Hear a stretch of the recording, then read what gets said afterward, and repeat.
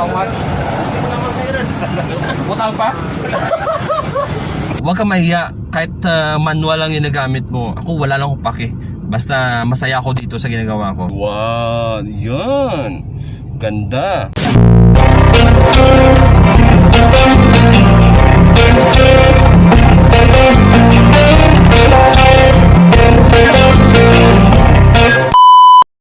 Kuruhay mga believers!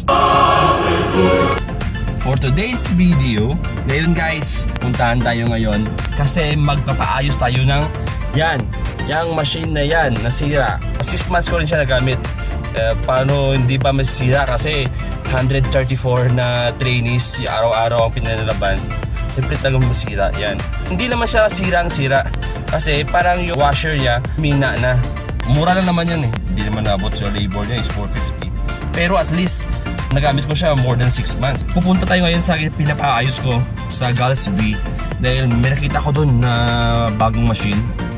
Actually hindi sa bagong ayos lang, bagong makina ng washer at makina ng dryer. Yung old na yung body niya, may binili ako last time sa kanila rin. Dinala ko doon sa isang branch ko doon sa Sibalot. Hanggang ngayon ginagamit pa rin. At saka 7 months na siguro sa akin yun. Hanggang ngayon nagamit ko pa rin. Tapos ngayon mayroon siya doon dalawang available na machine. Pinakita niya kahapon sa akin. Balikan natin ngayon dahil may dadalhin akong ipaayos sa kanya. Hindi ko pa alam kung magkano presyo. So tingnan natin sa kanya magkano yung bigay niya sa akin. Tapos wala pang cash ngayon, so utangin muna natin. Kung mapakutang siya, tingnan natin. Alis muna tayo. Let's go! Dito na tayo ngayon sa Gals V. Paayos tayo ng ating machine. Ang paano ko? Dala ko bilog. Bra. Nang? Paano mo na ka na lang? Okay lang? Yo, hindi pa rin yung bayad ko dyan. After 2 weeks na ngayon, okay lang? Hindi mo, di. Troy? Ano? Gusto ko. Gusto si Para, hindi ko na Para. Ha? Gani? How much? Utang pa? Ay, dyan ang drug bilang. Hindi ko lang ako. Utang pa. 3,000 na lang. Ito na. May bago na ako. Bago pa lang makina. So, 3,000. Ay, isa, 3,000. Utang pa. Ito naman, iba na yung utang pa. 3,000 na, utang pa. Pag bumili ka dito sa Appliance Store, brand new, mga 16,000 na to. So ito, old to ang body, pero ang makina bago. No? Old model na makina. Old model na makina. Kasi ang old model, mas matibay yung old model na makina. Mas ganda yung old model na makina. Malinis pa, rumi pala. May bago na akong machine, bagong utang. Hindi, kahit luma, cash naman. Kahit luma, cash naman. Warranty, siya pa na no? Oo, yun. 1 year? 1 year warranty. Di ba blue nga to? Buka yun na tayo. Hindi po dyan ka, 3 milyon, hindi magawa na yun. Kapon. May bago na akong machine ito na lagay niya na sa sasakyan.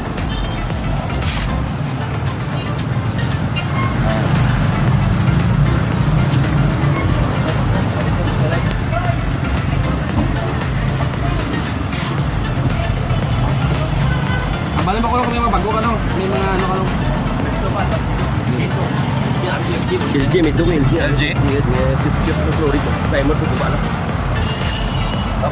So guys, nakuha natin. Bago tayong machine na magamit sa shop. Nakita nyo naman no? Hindi bagong body, pero yung makina daw, sabi niya, old model. Mas matibay yung old model na makina. Dalawang binili ko. So tag 3,000 each, 3,500 doon sana benta niya. So tapos utang pa. So kapag may pera na ako, saka ko lang siya bayaran. Ako kasi hindi naman ako naghanap ng washing.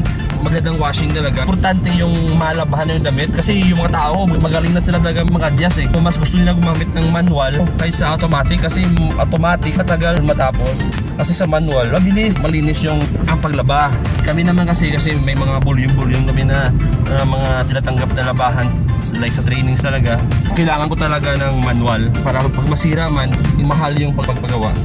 Pag may mga laundry shop kayo na wala kayong automatic talaga na washing, kung manual gamitin nyo, dapat may mga ano kayo, may mga kilala kayong marunong mag-fix ng manual na washing para hindi kayo mahirapan. Kaya sa akin yung setup ko ganyan, manual washing. Meron ako automatic pero hindi sa heavy duty.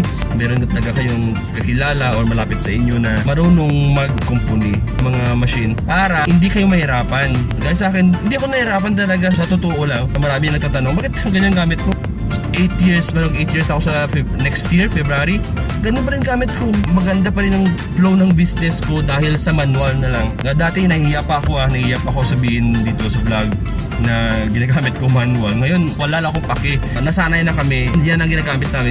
Yan ang tumutulong sa amin sa pang-araw-araw. Yan ang nagbigay ng magandang buhay sa akin dahil sa laundry. At proud ako na ginagamit kong manual washing machine. Kahit ano sabihin nila, wala lang akong pake. Importante, nag-earn tayo, nakatulong tayo sa iba, at nag-earn tayo sa YouTube. Ito na yung bagong machine natin. Wow! Yun! Ganda! Meron naman kayong bagong natutunan sa akin, meron naman kayong mga bagong idea. Baka makatulong sa inyo. So, meron akong bago ngayon kasi bumili ako ng washing machine na bago sa appliance store, mga worth 16 to 20,000 pataas. Ito na lang gagamitin ko, di ba? 3,000 na utang pa. Saan ka na? Di ba? Utang pa. Dapat marunong kayong mag-diskarte talaga sa negosyo. Huwag na puro pagandahan. Basta mabilis yung trabaho, maganda ang sistema, malinis, nakaka-create ka pa ng trabaho sa iba, sa mga nangangailangan ng trabaho, nakakatulong sa buhay mo. Huwag kang mahiya kahit manual lang ginagamit mo. Ako wala lang akong pake.